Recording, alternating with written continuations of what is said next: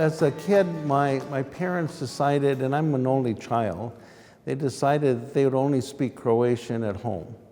And their friends said, "You're crazy, he's gonna go to school, he won't be able to speak English," and so on. And they said, "No, I think he'll probably learn pretty well in school from other kids, but we don't want him to ever forget his background and where his people come from." His relatives, his grandma, grandpa, they all would like to hear him speak our language. And so I learned Croatian by listening and imitating. So I never had any formal study in the language. I don't know the structure. I just know how to say things that come to mind and I can understand. Later, I studied languages more formally, and including Russian. So I know there's a lot of commonality across Slavic languages that I appreciate now. But I didn't that as a kid. I just spoke. And when the phone would ring, it would be Teta Mica or somebody. You didn't need any English to be a kid when I was growing up. All of our friends were Croatian, and we were all connected by fishing and the cannery, and everything like that was around the tuna industry at that time. So I go to elementary school. And I went to Bandini Street School, but the Holy Trinity School in our neighborhood sent a couple priests over to ask my mom, "Why doesn't Nick go to Holy Trinity? You're Catholic." And she was Catholic but anti-clerical. My dad was Catholic but anti-clerical.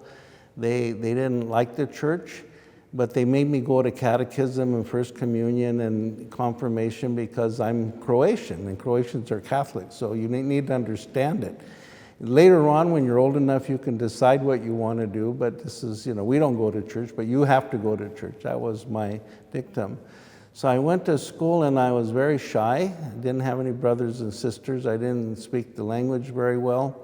And I had a teacher in the 3rd grade or 4th grade, Mr. Lilly, and he called my mom and said, your kid is in the slow reading group, and he's in with all the kids that are always in trouble, and I'm really concerned about him. He's very shy, and he does whatever people want him to do, and I don't think it's a good thing, so tell me what's going on. He says, "Oh, my husband's a fisherman, and I'm trying to raise him the best I can," and so on. He says, "Well, I have a suggestion.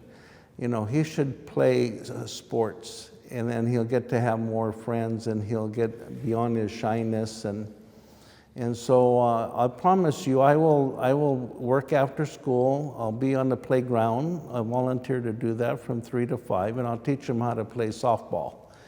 And I'll get him on a team, and then I want you to get him into Little League." And that was the best thing that ever happened to me because I could play baseball really well, and so I had lots of friends and ended up being on the San Pedro High School baseball team, the captain of the team.